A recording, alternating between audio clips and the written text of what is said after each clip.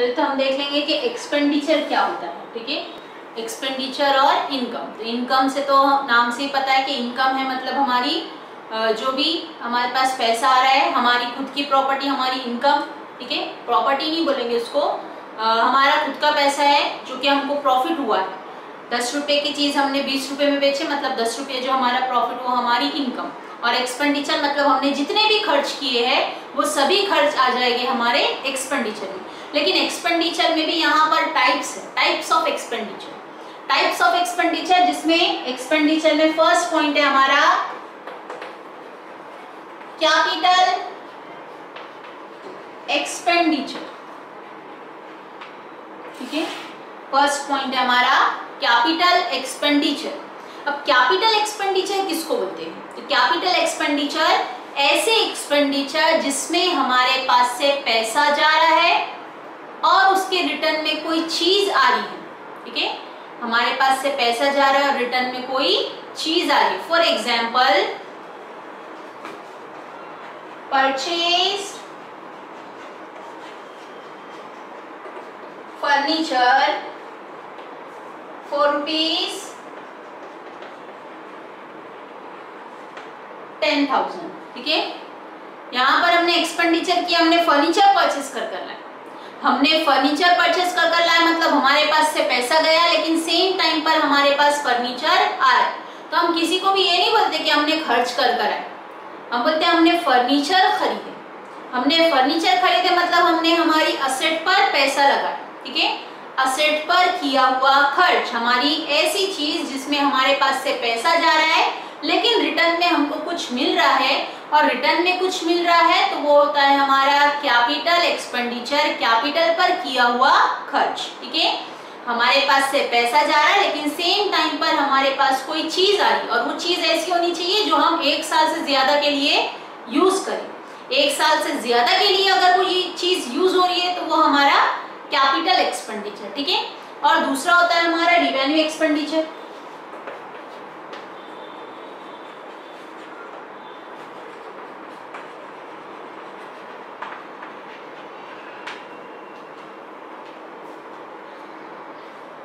दूसरा होता है हमारा रिवेन्यू एक्सपेंडिचर। रिवेन्यू एक्सपेंडिचर ये भी हमारे एक्सपेंडिचर, ये खर्च ही है। ठीक है, लेकिन कैपिटल एक्सपेंडिचर मैंने बताई कि ऐसे एक्सपेंडिचर जिसमें हमारे पास से पैसा तो जा रहा है लेकिन सेम टाइम पर रिटर्न में कोई चीज मिल रही है, तब वो हमारा कैपिटल एक्सपेंडिचर। और रिवेन्यू एक्सपेंडिचर मतलब ऐसे एक्सपेंडिचर जिसमें हमारे पास से पैसा चला जा रहा है लेकिन सेम टाइम पर हमको रिटर्न में कुछ भी नहीं मिल रहा है। हमको रिटर्न में कुछ भी नहीं मिल रहा है लेकिन हमारे पास से कैश चली जा रही है, तो वो एक्सपेंडिचर होते हैं हमारे revenue expenditure. For example, rent paid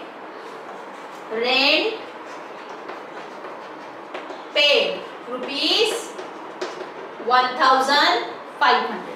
हमने रेंट पेड किए 1,500 रुपया, हमारे पास से पैसा चला गया 1,500 रुपया, लेकिन सेम टाइम पर जब हमने पैसा दिए तो सेम टाइम पर हमको रिटर्न में कुछ नहीं मिला। हमको कुछ नहीं मिला मतलब वो हमारा एक्सपेंडिचर हुआ रिवेन्यू एक्सपेंडिचर। ठीक है, कैपिटल एक्सपेंडिचर पैसा जा रहा है लेकिन सेम टाइम पर रिटर्न में कोई चीज आ जा रही है, और रिवेन्यू एक्सपेंडिचर पैसा जा रहा है लेकिन सेम टाइम पर रिटर्न में कोई भी चीज हमारे पास नहीं आ रही है। ठीक है, फॉर एग्जाम्पल, रेंट पेड पैसा चला गया, किराया दे दिए, रिटर्न में कुछ नहीं मिला। सैलरी पेड किया, हमारे पास से पैसा चला गया, रिटर्न में कुछ नहीं मिला। ट्रैवलिंग एक्सपेंसेस हुआ, हमारे पास से हम ट्रैवल कर आए, उसका अमाउंट पेड किए, हमारे पास से पैसा चला गया लेकिन रिटर्न में कुछ नहीं मिला। कुछ चीज आनी चाहिए, सर्विस प्रोवाइड होती है बट कुछ चीज आनी चाहिए। ठीक है, तो ऐसे एक्सपेंसेस जो रहते हैं वो होते हैं हमारे रिवेन्यू एक्सपेंडिचर। वैसे ही हमारी रिवेन्यू इनकम भी होती है, रिवेन्यू इनकम और कैपिटल इनकम। कैपिटल इनकम मतलब कि कोई भी असेट, कोई भी चीज जो हम बेचकर हमारे पास पैसा आ रहा है, हमारे पास से चीज चली जा रही है और वो चीज के एवज में हमको पैसा मिल रहा है, तो वो होती है हमारी कैपिटल इनकम। ठीक है, कैपिटल इनकम, कैपिटल इनकम, हमारे पास से कोई चीज चली जा रही है और फिर पैसा मिल रहा है, मतलब हमने फर्नीचर जो है वो बेच दिए। ठीक है, फर्नीचर सेल किए या बिल्डिंग सेल किए, फिर हमको पैसा मिला। हमको हमारी असेट बेचकर अगर पैसा मिल रहा है तो वो इनकम होती है हमारी कैपिटल इनकम और रिवेन्यू इनकम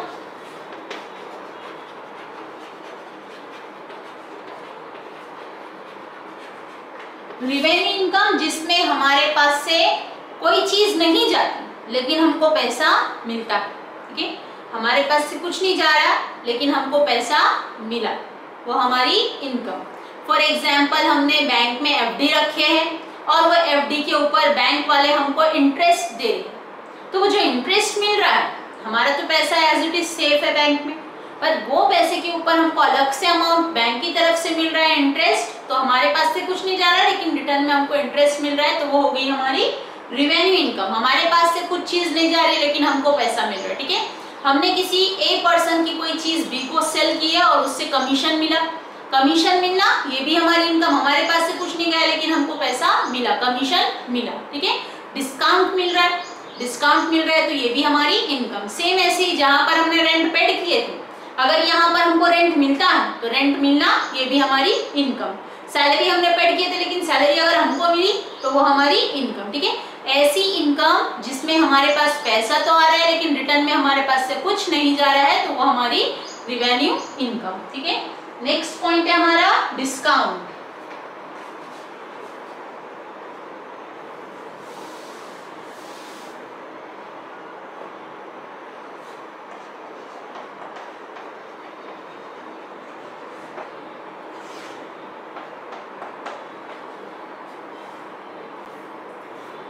डिस्काउंट, अब डिस्काउंट मतलब होता है हमारा छूट, ठीक है।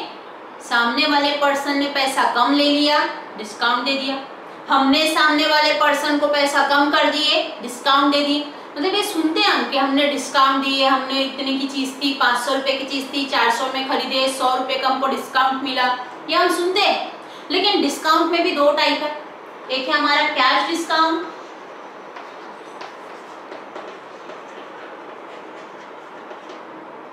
और दूसरा है हमारा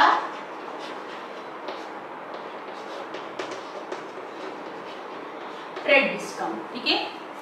कैश डिस्काउंट मतलब जो भी गुड्स हम परचेज कर रहे हैं तो हम बार्गेनिंग करते हैं, हम सामने वाले पर्सन है शॉप पर गए, हमने उसको बोला कि भाई ये चीज कितने की, उसने बोला 500 में, तो हम ऐसे कैसे 500 रुपये उसको देकर थोड़ी आते, हम बोलते ठीक है 500 की है ना, लेकिन मुझे तुम 300 रुपये में दो, 200 रुपये कम करो।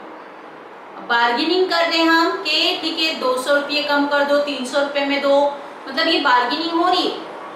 वैल्यू जो है गुड्स की वो शॉपकीपर ने बता दिया कि 500 रुपये की है, लेकिन हम उसको बोले कि भाई 300 रुपये में दो। अब शॉपकीपर कम ज्यादा करते करते 400 रुपये में आ गया। 400 रुपये में हमने क्या किया कि ठीक है चलो 400 तो 400 दे दो, 400 रुपये में उसने चीज पैक कर दिया। लेकिन जब हम अमाउंट पेड करने का टाइम आया तो हमने उसको दिए 350 रुपये, उसको बोले जानते तेरा नहीं मेरा नहीं 350 में डन कर लो। तो ये जो पैसा देने के टाइम पर डिस्काउंट होता है, ये डिस्काउंट होता है हमारा कैश डिस्काउंट, ठीक है। हमारा पैसा देने के टाइम पर जो भी पैसा हम पेड कर रहे हैं तो वो हमारा कैश डिस्काउंट। और ट्रेड डिस्काउंट जो कि प्रिंटेड प्राइस होती है, ठीक है, उसके ऊपर शॉपकीपर खुद से ही बताता है कि देखो 500 रुपये की चीज है, 400 में ही आएगी, इससे कम एक भी रुपया नहीं होगा, ठीक है। देखो उस पर प्रिंटेड 500 है, तुमको मैं 400 में दे रहा हूँ, तो वो डिस्काउंट होता है हमारा ट्रेड डिस्काउंट, ठीक है। अब कैश डिस्काउंट और ट्रेड डिस्काउंट ये मैंने बताई, लेकिन कैश डिस्काउंट ये हमेशा हमको अकाउंट में मेंशन करना है, ठीक है। कैश डिस्काउंट फाइंड भी करना है और जब हम अकाउंट्स मेंटेन करेंगे तो वहां पर हमको कैश डिस्काउंट मेंशन भी करना है। लेकिन ट्रेड डिस्काउंट जो है ये हम फाइंड करते, डिडक्ट भी करते, हमको ट्रेड डिस्काउंट मिलता है, लेकिन ट्रेड डिस्काउंट अकाउंट में अपीयर नहीं होता, ठीक है। ट्रेड डिस्काउंट को अकाउंट में मेंशन नहीं करना है, ट्रेड डिस्काउंट जो है वो अकाउंट में मेंशन नहीं होगा। कैश डिस्काउंट फाइंड भी होगा, डिडक्ट भी होगा और मेंशन भी होगा, लेकिन ट्रेड डिस्काउंट जो है ये सिर्फ फाइंड होगा, डिडक्ट होगा, लेकिन अकाउंट में कहीं पर भी उसको मेंशन नहीं करेंगे। मतलब अगर परचेज कर रहे हैं हम 500 रुपये की गुड्स और ट्रेड डिस्काउंट दिया हमको 100 रुपया, मतलब हमारी गुड्स जो है वो 400 रुपये में आई, तब हम एंट्री पास करेंगे कि 400 रुपये की गुड्स आई और 400 रुपया हमारे पास से चला गया, ठीक है। मतलब हमको 100 रुपये का कैलकुलेशंस कहीं पर भी मेंशन नहीं करना है अगर ट्रेड डिस्काउंट है तब। ट्रांजैक्शन में हमको मेंशन करता है कि ट्रेड डिस्काउंट है और कैश डिस्काउंट है। ठीक है, नेक्स्ट पॉइंट है हमारा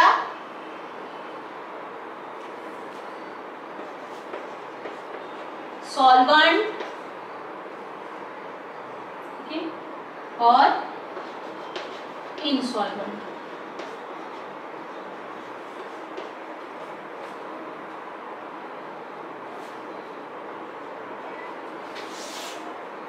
सॉल्वेंट बिजनेस और इनसॉल्वेंट बिजनेस। अब सॉल्वेंट और इनसॉल्वेंट ये सिर्फ जो है हम इजीली अंडरस्टैंड कर सकते हैं कि सॉल्वेंट बिजनेस मतलब जिसके ऐसा बिजनेस जिसकी लायबिलिटीज जो है और असेट्स जो है वो दोनों भी इक्वल है, या जिसकी असेट्स जो है वो ज्यादा है और उसका कर्जा जो लायबिलिटीज है वो कम है, तो बिजनेस जो है ये सॉल्वेंट बिजनेस हुआ। ठीक है, और इनसॉल्वेंट बिजनेस जिसमें हमारे कर्जे जो है लायबिलिटीज जो है वो ज्यादा हो जाती, हम पैसा जो है वो हमारे पास कम होता है, तो वो बिजनेस जो है वो इनसॉल्वेंट बिजनेस या इनसॉल्वेंट पर्सन। ठीक है, ऐसा पर्सन जिसकी असेट्स ज्यादा है और लायबिलिटीज कम है, तो वो सॉल्वेंट पर्सन और सॉल्वेंट फर्म, और ऐसा बिजनेस जिसकी लायबिलिटीज ज्यादा है और असेट्स कम है, तो वो इंसॉल्वेंट पर्सन और इंसॉल्वेंट बिजनेस। ठीक है, ये थे हमारे कुछ बेसिक टर्म्स जो मैंने अभी एक्सप्लेन की थी, और कुछ जो बाकी होंगे वो नेक्स्ट सेशन में मैं एक्सप्लेन कर दूंगी।